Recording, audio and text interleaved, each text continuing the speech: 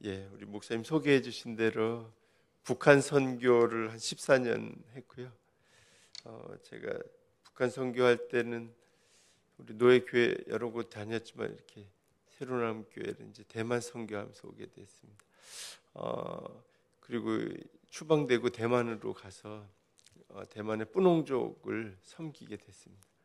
우리 뿌농족 처음 섬길 때 김수강 장로님도 오셨어요. 그 뿌농족 마을에. 뿌농족은요, 대만의 16개 원주민 가운데 인구가 세 번째로 많아요. 대만에는 원주민이 60만인데요, 16개 원주민이 있습니다. 뿌농족은 한 6만 명 정도 있고요. 산에서 주로 생활하고요. 산 중턱에 이제 집 짓고 농사 짓고 이렇게 살고 있습니다. 뿌농족 교회는 한 70년 정도 예배당 지은 지 돼서 목사님, 장로님 다 있고 예배 잘 드리고, 제가 처음에 뿌농족 마을에 가서 어떻게 복음을 전해야 될까 이렇게 기도하면서요. 처음에는 접촉할 때는 치료 사역을 했습니다. 우리 김순조 목사님하고 우리 김수강 장로님도 오셔서 침을 놔줬는데 안마나 이렇게 만져주는 걸로 무릎, 허리, 고관절 이런 곳에 아픈 곳에 치료해 주면서 목사님들이 모여가지고 목사님들 성경 공부를 시작했어요. 그래서 목사님들 성경 공부를 하고 지금은 이제 청소년들 3개월 한 번씩 수련을 합니다. 그렇게 하는 이유는 교회가 70년 됐는데 노령화 돼가고 성경 공부를 한 번도 안 하고 말씀대로 살지 못하는 면이 있어가지고 말씀대로 살게 하고, 또 오늘 전하는 말씀의 핵심인 복음도 전하게 하고, 그들이 이제 70년 되다 보니까 복음을 안 전해요. 그 교회가 이제 마을에 30%가 예수 믿고 30%가 천주교 믿고 한 40%가 예수를 안 믿어요. 70년 되니까 전도라는 개념이 없어졌어요. 복음 전하는. 그래서 이제 그분들한테 전도를 하는 것을 사명이라는 걸 가르쳐주고 차세대가 믿음을 가질 수 있도록 준비하는 사역. 이제 앞으로는 성도님들도 성경 공부를 하면 좋겠는데, 제 바람은 이제 목사님들이 가르치면 좋겠는데 목사님들이 또 안 가르쳐요. 그래서 이제 성도님들도 말씀을 공부할 수 있게 하려고 지금 계획을 하고 있습니다. 제가 이제 처음에 그 뿌농족 마을을 넘어가는데 아이가 아직 학교를 졸업 안 해가지고, 뿌농족 마을에는 중학교부터 없어요. 초등학교만 있어가지고 도시에서 한 3년 살다가 왕래를 했어요. 그리고 이제 대만에가 처음 그 마을에 가는데 이 산이 3,400m를 넘어야 돼요. 봉우리는 3,950m예요. 3,000m 넘는 봉우리가 260개가 있어요. 그걸 넘어가는데 아침에 기도하는데요, 막 두려움이 오고 막 가슴이 불이 타는 거예요. 그래서 기도를 했습니다. 하나님 갈까요 말까요? 그랬더니 하나님께서 가라, 내가 너와 함께한다. 이게 무슨 소린가? 그리고 갔습니다. 넘어갔는데 그러고 나서 내려갔더니 딱 막아놨어요. 공사를 한다고 매 시간 10분만 열어주는 거예요. 제가 14분에 도착해서 한 4, 50분을 기다리다가 내려가는데 1시에 6.8짜리 지진이 왔어요. 그 지역에, 그 산에 엄청 흔들려가지고 굉장히 두렵더라고요. 그리고 이제 길을 막아놨어요. 한 3, 4시간 있다 길을 열어주는데 갔더니 낙석이 떨어져가지고 길이 파이고 가드레인이 다 없어요. 집채만한 돌도 굴러갔고 이렇게 땅이 파인 거예요. 제가 그 4, 50분을 기다리지 않고 그냥 갔으면 낙석을 만날 시간이었던 거예요. 북한 사역할 때 저랑 같이 일하던 조선족 전사가 이 탈북시키다가 잡혀가가지고 맞아 죽었어요. 부부가 자살했다 그러는데 자살할 리가 없고, 근데 제 이름은 깊이 안 돼가지고 연락만 오고 조사까지는 안 받았거든요. 그 친구가 죽고, 또 옆집 사람이 사역을 좀 같이 하다가 같이 안 했는데 독침 맞아 죽었어요. 또 장백에 있는 한충렬 목사님이란 조선족 목사님은 난자당해서 죽었어요. 그분은 이제 1년에 몇 번 만나서 돕고 뭐 일을 했던 분인데, 근데 대만 와서 중국에서 나와서 안전하게 그냥 목숨 살아 나온 것만 해도 은혜인데, 그걸 깨달았어요. 중국에 있을 때 위험하다 생각 못하고 그런 일이 있어도 나와서 살아 나온 게 하나님의 은혜로구나 깨닫고요. 근데 대만 왔더니 안전하고 좋은 대만에서 지진으로도 죽을 수 있구나. 하나님 지켜주셨어요. 근데 깨달은 건 뭐냐면, 그 날짜를 잡고 이제 그 마을에 처음 갈 때 제가 하나님께 보고를 했어요. 성령님의 인도함을 받고 시간도 정하고 해야 되잖아요. 선교사가 하나님 인도하신 대로 가야지. 보고하고 내가 주인이 돼서 가면 안 되겠죠. 성도도 마찬가지입니다. 여러분, 무엇을 하든지 성령의 인도하심을 받아야 돼요. 그러면 더 편하고 안전하고 하나님 일하십니다. 그 다음에 제가 가서 기도를 많이 했습니다. 기도를 많이 했는데 뭘 기도를 했냐면, 뿌농종 이 성도들이 교회가 말씀을 공부를 안 하고 예배 열심히 드리고 헌금도 열심히 하고 다 하는데 말씀대로 살지 않고 믿는 자의 능력이, 복음을 전하는 능력이 없어요. 그래서 어떻게 하면 좋을까요? 어떻게 저들을 바꾸고 어떻게 세울까요? 기도를 한참 했습니다. 한 2년 이상 했어요. 하나님이 어느 날 말씀하시는 거예요. 네가 저들을 바꾸지 마라. 바꿀 수 없다. 너는 보여줘라. 네가 날 믿고 사랑하고 섬기는 것을 보여줘라. 제가 깨닫게 됐습니다. 그리고 큰 짐을 내려놓고요. 선교는 보여주는 거구나. 바꿀 수 없구나. 바뀌어지지 않구나. 여러분, 남편 바꿀 생각하지 마세요. 남편이 안 바뀌고 바꿀 수 없어요. 어떻게 해야 돼요? 내가 바뀌어가지고 내가 바뀐 모습을 보여주면 남편이 보고 하나님 살아 계시는구나. 은혜가 저것이구나 알고 남편이 바뀌는 거예요. 여러분, 남편도 마찬가지예요. 아내를 바꾸려고 하지 마세요. 내 마음대로 내 편한 대로 바꾸려고 하지 마세요. 안 바뀌어요. 어떻게 돼요? 성도는 내가 바뀌어가지고 내 바뀐 모습을 보여주는 거예요. 믿음은 그렇더라고요. 누구 바꿀 수 없어요. 천지가 변해도 안 바뀌어요. 어떻게? 내가 바뀌면 날 보고 바꿀 수 있는 것입니다. 여러분, 오늘 디모데후서 2장 1절에 7절 말씀을 제가 이제 이 말씀을 우리 뿌농종 목회자들과 많이 나누고 이 내용을 많이 설교를 하고, 어떤 교회 갔더니 뿌농종 그 사회 보던 장로님 많이 우시더라고요. 이 말씀을 듣고. 여러분, 그 말씀을 오늘 나누겠습니다. 여러분, 먼저 질문을 할게요. 구원에 감격이 있으세요? 아멘. 구원 받았으면 감격이 있을 거예요. 구원 안 받았으면 감격이 없겠죠. 구원의 감격은 그 어떤 것도 비교할 수가 없어요. 왜? 하나님이 천국을 우리에게 주시고 우리를 상속자로 삼으시고 영원히 사랑하고 영원히 함께 하려고 우리를 구원하시는 거예요. 우리 죄를 다 씻으시고 우리를 건지시는 거예요. 무엇과 비교할 수 있겠습니까? 돈이나 명예나 직장, 자리, 학위, 뭐로 비교가 돼요? 영원한 것입니다. 그 구원은 받은 사람은 감격이 넘쳐야 되는 것이죠. 감격이 없으면 구원의 의미를 모르고 하나님을 모르는 거나 마찬가지예요. 여러분, 그래서 그 지옥에 가는 사람은 영원히 고통받는 거예요. 여러분, 구원과 지옥은 영혼의 문제예요. 영원히 하나님과 살고 영원히 하나님 걸 누리고 하나님이 사랑을 받고 사랑하고 하는 것이고, 지옥은 영원히 고통받는 것이에요.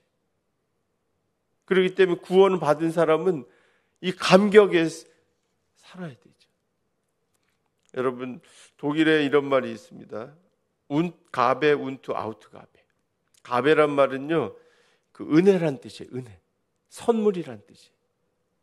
아우트 가베는 선물을 밖으로 내보내는 거예요. 사명이. 여러분, 성도는 은혜와 사명이 같이 가야 돼요. 은혜만 있고 사명은 없으면 반쪽이에요. 나만 위한 거예요. 예수님은 나만 위한 신앙을 가지지 말라 그러시죠. 나를 따라오고 제자가 되기 위해서는 사명을 감당하라 그러시는 거예요. 여러분, 그래서 사도 바울이 오늘 디모데에게 얘기를 합니다. 내 아들아, 그리스도 예수 안에 있는 은혜 안에서 강해져라. 내 아들아. 여러분, 은혜 안에 강해지래요. 은혜는 뭐예요? 예수님이 우리의 죄를 다 씻어주시고 아무 공로 없는 우리를 거저 구원해 주신 거예요. 믿기만 하면. 그건 너무너무 크고 값을 헤아릴 수 없기 때문에 은혜인 거예요. 그래서 우리는 그 은혜 안에 강해져야 됩니다. 은혜가, 성도가요, 은혜가 떨어지면 어떻게 되냐면 감사가 없어져요. 불평이 나와요. 비평을 하게 돼요. 싸우게 돼요. 갈라지고 마귀 짓을 하게 됩니다. 은혜가 떨어지면 마귀가 원하는 짓을 하게 돼 있어요. 그래서 우리는 은혜를 받아야 되고 은혜 속에 살아야 되고 은혜로 강해져야 돼요. 은혜 받은 사람이 어떻게 교만하죠? 내 죄를 알고 나를 건져주셨고 한 것을 깨달을 때는 교만할 수 없어요. 겸손해지게 되는 거예요. 낮아지게 되는 거예요. 그리고 감사하게 되는 거예요. 은혜 받은 자는 그렇게 되는 거예요. 여러분, 은혜를 아는 사람은 좋은 남편이 됩니다. 왜? 겸손해지고 늘 감사하는데, 모든 게 감사한데 그 사람이 제일 좋은 남편, 제일 좋은 아내도 은혜 받은 사람. 사도 바울은 얘기합니다. 나의 나된 것은 하나님의 은혜로라. 내가 많은 사도보다 수고하였지만 내가 한 것이 아니고 나와 함께 하신 하나님의 은혜로다. 은혜로 하신 것. 하나님 은혜를 주셨기 때문에 감당한 거예요. 내가 살아가는 모든 것이 은혜인 거예요. 그것을 알고 늘 은혜 안에 강해져야 됩니다. 여러분, 좋은 음식 먹고 좋은 집 사고 좋은 차 사고 권력을 얻고 이러면 힘이 들어가고 좋을 수 있어요. 그러나 그건 한 제한돼 있어요. 그렇기 때문에 사도 바울은 그걸로 강해지지 말고 그것에 인생의 목표로 삼지 말고 예수 그리스도 안에 있는 은혜 안에 강해지래요. 은혜 안에 강해질 때 하나님은 그를 통해서 일을 하실 수가 있어요. 복을 주실 수가 있어요. 그와 함께 하시고 그를 통해서 영광을 받으실 수 있는 것입니다. 그래서 우리 성도는 늘 은혜를 사모하고 은혜에 충만해야 돼요. 내가 한 것이 아니고 하나님의 은혜고 하나님의 은혜로 내가 이렇게 됐고 하나님의 은혜로 또 지혜와 능력도 하나님 주셔서 다 하신 것이구나. 이게 은혜로구나. 이렇게 살아야죠. 늘 그래서 기도와 말씀으로 늘 성도는 무장해야 돼요. 기도하는 거 하나님 의지하는 거예요. 내가 부족하다. 기도 안 하면요 은혜가 떨어져요. 교만해져요. 기도 안 하면 호흡을 못하면 영이 죽게 됩니다. 또 말씀이 없으면 어떻게 해요? 영이 힘을 얻지 못해요. 우리가 힘이 있어야 돼요. 능력이 있어야 돼요. 말씀에서 나오는 거예요. 그 말씀에 순종하고 살 때 힘을 얻고 은혜가 충만하게 됩니다. 여러분, 사도 바울이 디모데에게 내 아들아 이렇게 얘기합니다. 사도 바울은 결혼 안 했어요. 자식을 안 낳았어요. 근데 아들이라 그래요. 왜 아들이라 그랬죠? 영적인 아들인 거예요. 사도 바울은 그 디모데를 낳고 키우느라고 많은 수고를 했어요. 디모데전서 1장 2절, 후서 1장 2절에 너는 나의 참 아들이다. 진짜 아들이다. 왜? 내가 너에게 영생, 하나님의 예수님의 생명, 영원한 생명을 너에게 얻게 하기 위해서 너를 키우고 세우고 네가 또 다시 내가 하는 일을 또 할 수 있는 사람으로 만들고 세운 거예요. 그래서 사도 바울은 아들인 거예요. 여러분, 얼마나 수고를 많이 했겠어요. 사람이 이제 아이를 가지게 되면 10개월 동안 그 아이를 키우잖아요. 그럼 이 아이가 부모의 음성을 듣고 엄마의 영향을 받아서 잘 자라는데 쉽지가 않아요. 잘못하면 아이가 문제가 생길 수도 있어요. 그러나 부모의 사랑을 잘 받고 이제 해산의 고통, 수고 속에서 아이가 태어나죠. 마찬가지죠. 사도 바울이 이렇게 디모데를 키우고 부모가 된 것입니다. 근데 사도 바울이 디모데만 낳았을까요? 네. 고린도전서 4장 15절에는 예수님 안에서 1만 스승이 있지만 부모는 적다. 내가 예수 안에서 복음 안에서 너희를 낳았다. 그런 것입니다. 여러분 사도 바울이 전도 여행을 3차를 갔어요. 우리가 들을 때 여행이라 그러니까 낭만적으로 생각할 수 있겠지만 그게 아니에요. 사도 바울은 복음 전하고 여행 다니면서요. 죽을 고비를 넘기고 돌 맞고 매 맞고 못 먹고 헐벗고 고린도 후서 그대로 다 이 성경 내용. 갖가지 고난과 고통을 다 받으면서 그곳에 가서 모르는 사람을 접촉하고 예수를 소개하고 믿게 하고 그가 믿음으로 영생을 얻고 구원을 받아서 또 그를 키워서 낳고 키운 거예요. 그래서 너희는 내가 낳았다. 고린도 교회한테 내 자녀들아, 아들들아 그렇게 얘기를 하는 거예요. 여러분 그게 쉽지 않죠. 그런데 고린도 교회를 낳은 거예요. 그러면 사도 바울이 고린도 교회만 낳았을까요? 갈라디아, 데살로니가, 에베소 수많은 교회를 낳은 거예요. 사도 바울이 그냥 낳는 게 아니라 그 고통 가운데 수고 가운데 그렇게 낳은 거예요. 그런데 갈라디아 4장 19절에 보면 나의 자녀들아 내가 너희를 두고 다시 얘기하는데 너희를 통해서 해산의 수고를 다시 한다.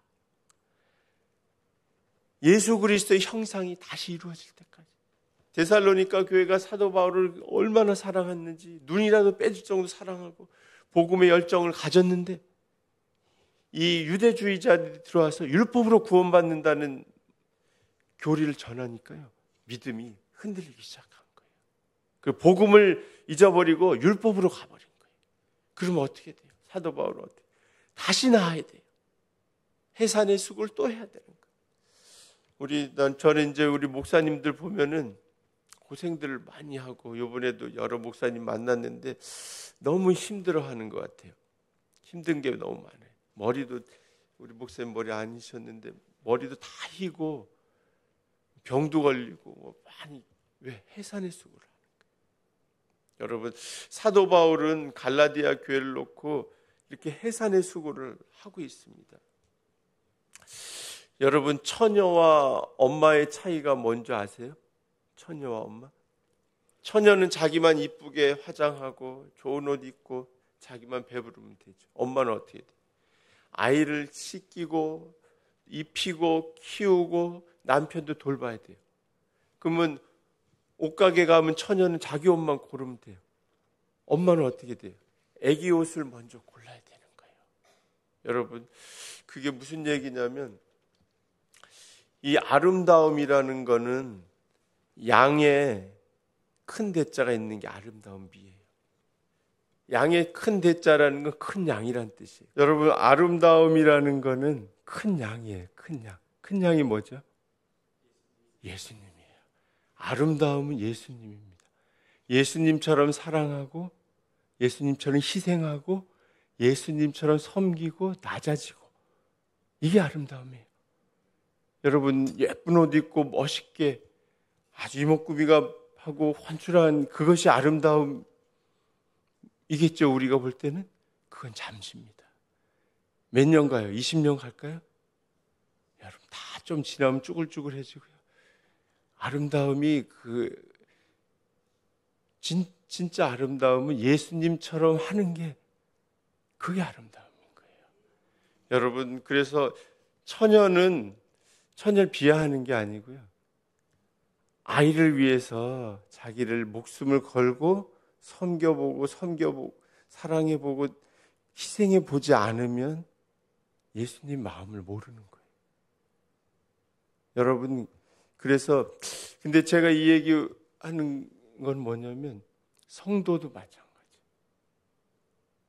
섬겨보지 않으면 영적 자녀를 낳아보지 않으면 그는 영적 전쟁에 치러보지 못합니다. 성도가 영적 자녀를 낳아서 그를 섬기고 그를 위해서 희생하고 그를 위해서 자기를 버리고 그를 키워내서 그가 다시 영적 자녀를 낳게 하기까지 그걸 안 해보면 섬기는 방법을 모르는 거예요. 예수님을 잘 모르는 거예요. 예수님 알죠? 그의 삶으로 모르는 것입니다. 여러분, 그래서 우리 성도는 영적 자녀를 낳아야 돼요. 반쪽 신앙으로 하면 그 불량품입니다. 핸드폰을 샀는데 통화는 되는데 영상이 안 된다. 그럼 어떻게 돼요? 고치든지 버리든지 새로 사든지. 하나님 보시기에 마찬가지. 성도가 영적 자녀를 낳지 않는다. 그럼 예수님을 이해할 수가 없어요. 여러분, 영적 자녀와 영적 부모의 관계는 어떤 관계인 줄 아세요? 영적 자녀는 왕이에요. 영적 부모는 종이에요. 왜? 새로 예수를 알게 하고 소개하고 키워낼 때 그가 영적 부모가 되기 전까지는 왕으로 섬겨줘야 돼. 안 그러면 이제 영적 부모가 됐을 때 이제 다시 그 감사를 하게 되고 알게 되죠. 사도 바울은 복음을 전할 때 어떻게 했는지 아세요? 내가 모든 사람에게 자유롭지만 모든 사람의 종이 되겠다. 유대인에겐 유대인의 종이 되고 헬라인에게 헬라인, 율법 있는 자에게 율법 있는 자, 율법 없는 자에게 율법 없는 자, 똑똑한 지식인에게 지식인, 무지한 자에게 무지한 자가 되겠다. 왜? 그들을 얻으려고, 구원시키려고 모든 사람의 종이 된 거예요. 여러분, 종이 돼보지 않고 영적 자녀를 낳아보지 않고 예수님을 이해하고 신앙생활을 바로 한다. 거짓말입니다. 여러분, 그래도 사도 바울이 얘기하고 있습니다. 그 빌립보 4장 1절에 나의 사랑하고 사모하는 형제들아, 너희는 나의 기쁨이고 면류관이다. 하나님 주 안에서 바로 살아. 여기서 면류관이란 말이에요. 영적 자녀는 사도 바울이 사랑하고 사모하고 기뻐하는 존재인데 하나님 보시기에는 하나님께는 면류관이 되는 거예요. 여러분, 하나님 앞에 면류관이 뭘 것 같아요? 돈 많이 벌면 하나님 면류관이라고 하실까요? 뭐 좋은 직책, 뭐 명예, 권력 얻으면 면류관 주실까요? 하나님 보시기에 이런 거는 그냥 불면 날아가는 거예요. 아무것도 아니에요. 그걸로 면류관 주실 것 같으면 하나님께 다 있는데요. 그거 아무것도 아니에요. 하나님 보시기에 면류관은 영적 자녀인 거예요. 그가 영적 부모를 세우기까지는 왕인 존재로 정말로 섬기고 받들고 힘들지만 하나님은 그렇게 할 때 면류관을 만드신 거예요. 여러분, 면류관 받으셔야죠. 면류관을 많이 받으셔야 돼요. 여러분, 사도 바울이 그렇게 얘기를 합니다. 고린도 디모데후서 2장 2절에 내가 너에게 가르친 것을 충성된 자들에게 다시 가르쳐서 그들도 가르치게 하라는 거예요. 충성된 자는 누굴까요? 제자예요, 한마디로. 근데 이제 그 원리는 사도 바울이 영적 자녀를 낳아서 그를 키워서 세워서 영적 자녀가 되면 그 영적 자녀가 영적 부모가 돼서 다시 영적 자녀를 낳게 하는 거예요. 하나님께서 천지를 창조하시고 사람 만드시고 복을 주셨어요. 생육하고 번성하고 땅에 충만하게 하셨어요. 여러분, 그것이 하나님의 맞는 원리십니다. 그럼 우리도 어떻게 해, 지금? 영적 자녀를 낳고 또 낳고 충만해져야 되는 거예요. 여러분, 그 사도 바울이 그 디모데를 키울 때 어떻게 키웠냐면 제일 중요한 건 본을 보였어요. 본을. 모범이 됐습니다. 사도 바울은 그런 얘기를 합니다. 고린도전서 11장의 1절에 내가 예수님을 본받은 것처럼 너희는 나를 본받으라. 영적 부모가 되는 것은요, 본을 보여주는 거예요. 사람이 제일 많이 영향을 받는 존재는 누구일까요? 사람이 태어나서 자라면서 사람에게 제일 많은 영향을 주는 사람은 누구예요? 부모죠, 부모. 엄마, 아버지, 부모예요. 왜? DNA를 받아요. 부모가 사는 모든 거, 말하고 행동하는 걸 다 보고 듣고 자라는 거예요. 그게 최고의 교육인 거예요. 근데 부모는 어떻게 돼, 그러면? 본을 보여야 돼요. 그래서 그 자녀가 또 바른 성인으로, 바른 신자로 자라게 되는 거예요. 그래서 또 자녀를 바로 키우게 되는 거예요. 여러분, 근데 우리가 너무 염려하실 건 없는 게, 사도 바울이 원래부터 그렇게 본을 보였던 사람일까요? 그렇지는 않았죠. 사도 바울이 베냐민 지파에서 태어나서 아버지가 사울이라고 이름 졌어요. 쉽게 말해서 사울의 영광을 얻으라는 거예요. 사도 바울은 정말 죽기로 공부하고 누구한테도 안 지게 최선을 모든 걸 다 했어요. 그런데 사울은 왕이 잘못했죠, 하나님 앞에. 근데 사도 바울의 그 본인의 열정과 본인의 것은 결국 예수를 믿는 자를 핍박하고 죽이는 그런 존재가 된 거예요. 그런데 예수님께서 그를 사랑하셔서 그를 선택하셔서 그를 바뀌게 하고 나의 나된 것은 하나님의 은혜라고 고백하게 하신 거예요. 그리고 이제 그 사도 바울은 예수님을 본받은 거예요. 예수님처럼 되려고 했던 거예요. 그러고 나서 이제 고린도 교회, 빌립보 교회들한테 나를 본받으라고 얘기할 수 있게 된 거예요. 여러분, 저희도 늦지 않았어요. 영적 자녀에게 본이 되게 우리가 먼저 예수님을 본받고 하면 되는 것이죠.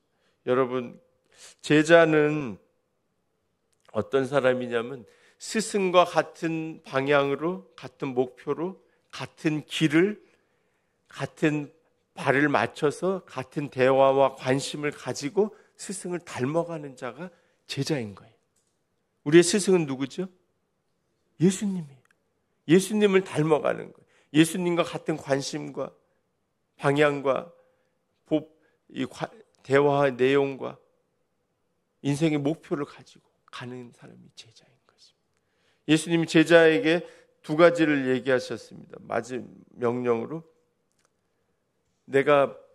너희는 만민에게 가서 만민을 나의 제자로 삼아라. 아버지, 아들과 성령의 이름으로 세례를 줘라. 그리고 내가 분부한 것을 가르치고 지키게 하라. 두 가지에 세례 주고 가르쳐서 지키게 하라는 거예요. 여러분, 세례는 뭐죠? 여러분, 세례 다 받으셨죠? 세례는 한 번으로 끝날까요? 일생에 한 번 받는데 로마서 6장 보면 3절부터 세례는 예수 그리스도와 함께 죽고 예수의 생명으로 다시 사는 거예요. 제자가 되려면 먼저 세례를 받으라. 제자가 되려면 먼저 죽어야 돼요. 뭐가 죽어야 돼요? 나의 자아, 나의 욕심과 죄로 인한 내 자신 죽어야 돼요. 예수의 생명으로 사는 거예요. 여러분, 십자가로 죽고 사는 것입니다. 제가 베드로와 바울 얘기를 좀 하겠습니다. 여러분, 베드로는 예수님을 3번 부인했죠. 여러분, 베드로를 어떻게 보세요? 비겁하다고 생각하세요? 우리가 베드로를 예수님 부인한 사람으로 처음에는 생각을 하는데, 근데 그 부인했다는 게 다른 제자들 다 도망갔는데 베드로만 예수님 따라갔어요. 그리고 그 신문 하나 앞에서 죽음을 두려워가 죽음 앞에서 죽음의 한계를 넘지 못하고 예수님 3번 부인한 거예요. 왜 그래요? 인간의 한계인가? 베드로가 그렇게 비겁한 사람이라고만 볼 수 있는 게 아니라 인간으로서는 최선을 다했는데 죽음 앞에서 예수님 부인한 거예요. 근데 베드로가 무엇을 봤죠? 예수님 부활하신 걸 봤어요. 십자가에 달리신 걸 보고 부활한 걸 보고 예수님께서 하신 것을 보았어요. 십자가를 경험했어요. 그러고 나서 담대하게 예수님 전하고 십자가에 거꾸로 죽은 사람이 된 거예요. 여러분, 십자가를 경험하지 않으면, 내가 죽고 살고 하지 않으면 그 죽음의 공포 앞에서 베드로는 이후에는 죽음이 두렵지 않는 사람이 됐어요. 도망갈 수 있어요. 제자들처럼 다 도망갈 수 있어요. 너 예수 믿냐? 다 도망가고 예수님 부인할 수 있어요. 십자가를 경험하지 않으면. 우리 십자가를 경험해야 돼. 내가 죽고 살아야 됩니다. 바울은 어떻게 했습니까? 갈라디아서 2장 20절에 내가 이미 십자가에 못 박혔나니 내가 사는 것은 내가 사는 것이 아니고 날 위해서 죽으신 예수 그리스도를 믿는 믿음 안에서 사는 거예요. 난 이미 십자가에 죽었다. 그러는 거예요. 나는 고린도전 15장에 나는 매일 죽는다. 여러분, 예수 믿는 제자는, 영적 부모는 내가 죽지 않으면 영적 자녀를 제대로 낳을 수가 없어요. 내가 죽어야 돼요. 이 베드로는 예수님께서 말씀하셨죠. 처음 부르실 때 깊은 데 가서 그물을 던져라. 베드로는 실패했어요. 아무것도 못했어요. 잡지 못했어요. 한 마리도. 예수님이 인간의 실패한 자리에 오십니다. 그리고 그물을 던졌더니 2배가 가득했어요. 베드로가 주님 나는 죄인입니다. 나를 떠나서 왜 고백한 줄 아세요? 사람의 힘으로는 2배를 채울 수가 없어요. 아무리 고기를 잘 잡고 전문가고 수백 명이 잡아도 다 못 채워요. 이것은 하나님 하신 거를 그가 경험한 거예요. 그때 베드로에게 뭐라 그랬어요? 사람을 낚는 어부가 돼. 나를 따라오려거든 사람을 낚는 어부가 되게 하신 거예요. 제자는 제일 중요한 게 사람을 낚는 거예요. 구원시키는 거예요. 왜? 예수님 대신. 그래서 나를 따르려거든 자기를 부인하고 자기 십자가를 지고 따르라. 자기 부인은 종이 되라는 거예요. 쉽게 말하면. 나는 없어지라는 거예요. 십자가 지라는 건 죽으라는 얘기입니다. 그래서 예수님 따라가는 거예요. 여러분, 우리 제자는 사람을 구원하는 사람이 제자인 거예요. 예수님 닮은 사람이 제자인 거예요. 그러기 위해서는 내가 이제 죽어야 되고요. 그래서 우리 오늘 사도 바울이 영적 자녀를 낳으라고 하는 것입니다. 디모데 후서 2장 1, 2절 말씀은 영적 자녀를 낳고 그를 키우고 세우라는 뜻이에요. 제자가 되라는 뜻입니다. 여러분, 제자가 되셔야 돼요. 우리가 예수를 믿었습니다. 이미 예수를 믿은 사람이 영적 자녀를 낳지 않고 제자가 안 되고 예수를 믿는다. 그럼 반쪽밖에 안 될 수밖에 없어요. 여러분이 요한복음 15장에는요, 예수님 그런 말씀하십니다. 나는 포도나무면 너희는 가지니 너는 내 안에 나는 너희 안에. 너희가 내 안에 있을 때 열매를 풍성히 맺는데. 여러분, 열매를 풍성히 맺는 자가 8절에 나의 제자가 되고 하나님이 영광을 받으신대. 열매는 뭐예요? 여러 열매가 있지만 하나님이 제일 기뻐하시는 열매, 영적 자녀를 낳는 것입니다. 풍성히 낳으면 하나님이 영광을 받으신대요. 여러분, 풍성히 낳으세요. 낳는 게 쉽지 않습니다. 마음에 품어야 돼요. 품고 그를 위해서 기도하고 그에게 사랑을 베푸고 종이 돼서 섬겨서 그를 어떻게 해요? 또 낳을 수 있는 사람까지 만들어야 돼요. 여러분, 너무 어려울 거 힘들 것 같잖아요. 하면 됩니다. 내가 어디에 관심을 가지느냐, 예수 그리스도 안에 은혜 안에 강해지면 저절로 믿지 않는 사람이 보이고요, 내 자녀들 믿지 않는 친척들 가슴이 아파지는 거예요. 그게 제자입니다. 여러분, 그래서 디모데 후서 2장 3절부터 6절까지 말씀을 합니다. 제자는요, 군인처럼 해야 된다. 여러분, 군인이 제일 중요한 게 뭔지 아세요? 총도 쏘고 다 운동도 하고 몸도 튼튼해야 돼. 근데 군인에게 제일 중요한 것은 명령에 복종하는 거예요. 명령에 복종하지 않으면 전쟁에서 못 이겨. 그게 뭐예요? 하나님 말씀에 순종하는 거예요. 예수님이 만민에게 가서 나의 제자를 삼으라, 복음을 전하라고 하셨으면 그 명령에 순종해야 돼. 그 명령 순종하지 않고 나 11조 해, 나 예배 참석해, 다른 걸로 순종한다 얘기하면 안 돼. 그리고 두 번째, 제자는, 영적 부모는 운동선수가 돼야 돼. 운동선수는 법대로 해야 돼.